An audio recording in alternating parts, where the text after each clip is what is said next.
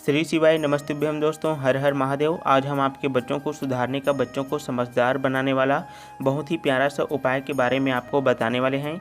और इस उपाय के लिए आपको विशेष रूप से पान के पत्ते की आवश्यकता पड़ने वाली है।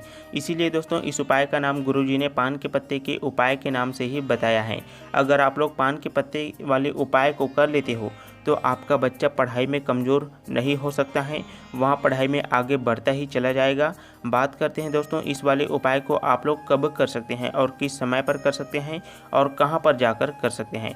तो सबसे पहले आप लोग इस उपाय को अपने बच्चों से संबंधित जो भी समस्या है, खासकर बच्चों की पढ़ाई लिखाई से संबंधित कोई गंभीर समस्या है, बच्चा पढ़ता लिखता नहीं है, बिल्कुल भी बात नहीं मानता है, जिद्दी स्वभाव का है, पढ़ता है लेकिन भूल जाता है, तो ऐसी कई प्रकार की बच्चों की पढ़ाई लिखाई से संबंधित समस्या है, वहाँ पान के पत्ते के उपाय को करने मात्र से ही वहाँ दूर हो जाएगा।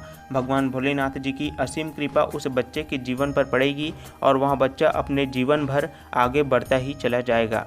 अब दोस्तों बात करते हैं इस पान के पत्ते वाले उपाय को आप लोगों को कब करना है। तो इस उपाय को आप लोगों को सिर्फ और सिर्फ रविवार के दिन ही करना है। लेकिन विशेष रूप से यहाँ उपाय सबसे ज़्यादा लाभकारी तब होता है दोस्तों जब रविवार के दिन पुष्य नक्षत्र होता है या पुष्य योग पड़ रहा होता है। बाकी आप इस उपाय को महीने के किसी भी रविवार को आसानी से कर सकते हैं।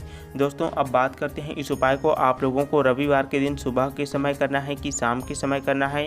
तो इस वाले उपाय को आप लोगों को रविवार के दिन सुबह के समय जितनी जल्दी हो सके आप लोग कर सकते हैं। बाकी अगर आप लोग इस उपाय को सुबह के समय जल्दी से नहीं कर पाते हैं तो आप सुबह के समय 10, 11, 12 बजे तक भी उपाय को करते हैं दोस्तों, तब भी आपको उपाय का लाभ जरूर मिलता है। लेकिन दोस्तों सबसे मुख्य बात यहाँ है कि इस उपाय को आप लोगों को अपने घर पर करना है कि मंदिर में जाकर के करना है।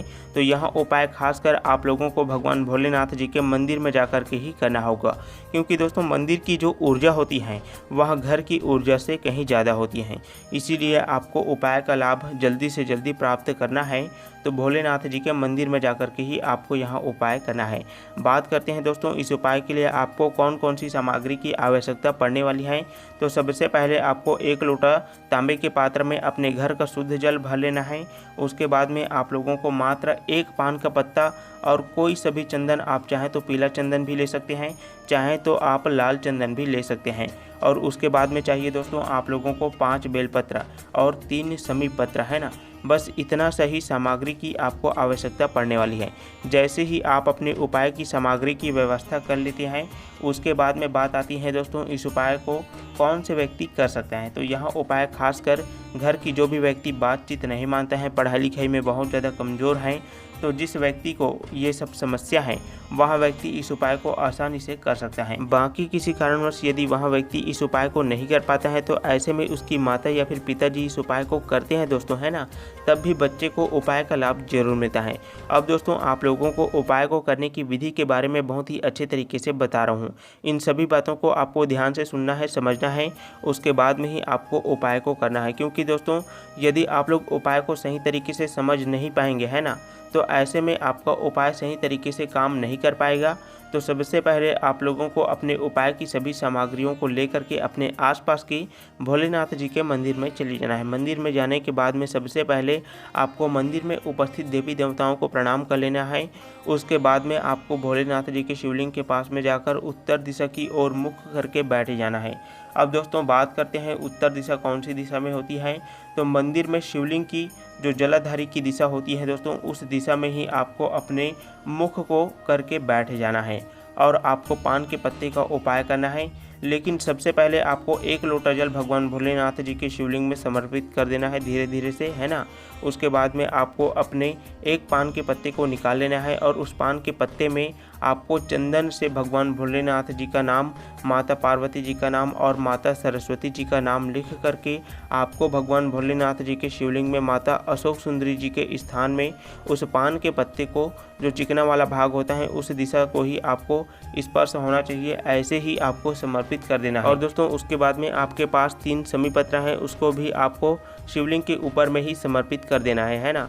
दोस्तों गुरुजी बताते हैं कि जो भी बच्चा अपने पढ़ाई लिखाई से बहुत ज़्यादा परेशान रहता है, बहुत ज़्यादा जिद्दी स्वभाव का हो गया है, उन्होंने बहुत से प्रयास कर लिया है लेकिन उन्हें पढ़ाई में अच्छा रिजल्ट नहीं मिलता है, तो आप लोग एक बार भोलेनाथ जी पर विश्वास करके इस उपाय को ज़रूर कीजिएगा, है ना। इस पान के पत्ते के उपाय को आप लोग ज़रूर करें। दोस्तों जैसे ही आप लोग यहाँ छोटा सा उपाय कर लेते हैं, उसके बाद में भगवान भोलेनाथ जी की असीम कृपा जो भी व्यक्ति यहाँ उपाय किया है उनको ज़रूर ही मिलने वाला है। अगर यहाँ उपाय कोई बच्चा करता है या कोई बच्चे की माता पिता इस उपाय को करते हैं तो उस बच्चे की जीवन की पूरी तरह से मतलब बदलाव होने वाला है। यदि बच्चा पढ़ाई लिखाई में बहुत ज़्यादा कमज़ोर है तो जल्दी से जल्दी उनका जो दिमाग है वह ग्रोथ वाला हो जाएगा, वह कुशाग्र होने लगेगा। उस बच्चे की सोचने समझने की क्षमता बढ़ने लग जाएगा, याद शक्ति बढ़ने लग जाएगा। तो इस प्रकार से दोस्तों आप लोग भगवान भोलेनाथ जी के मंदिर में जाकर के पान के पत्ते के उपाय को आप लोग ज़रूर ही आसानी से कर सकते हैं। बहुत ही आसान सा उपाय है। तो दोस्तों ऐसे ही महत्वपूर्ण वीडियो को देखने के लिए, गुरुजी के उपायों को अच्छे तरीके से विधिपूर्वक जानने के लिए आप लोग हमारे चैनल को भी सब्सक्राइब जरूर कीजिएगा, ताकि आपको सही समय पर विधिपूर्वक उपाय की जानकारी मिल सके। तो दोस्तों यदि आपने उपाय को अच्छे तरीके से देख लिया है, उपाय आपको अच्छे तरीके से समझ में आया है और उपाय को आपने अंत तक अच्छे से देखा है, तो आप लोग कमेंट बॉक्स में भगवान भोलेनाथ जी का कोई सा भी प्यारा नाम आप लोग जरूर लिखिएगा। तो दोस्तों आप सभी को श्री शिवाय नमस्तुभ्यम, हर हर महादेव।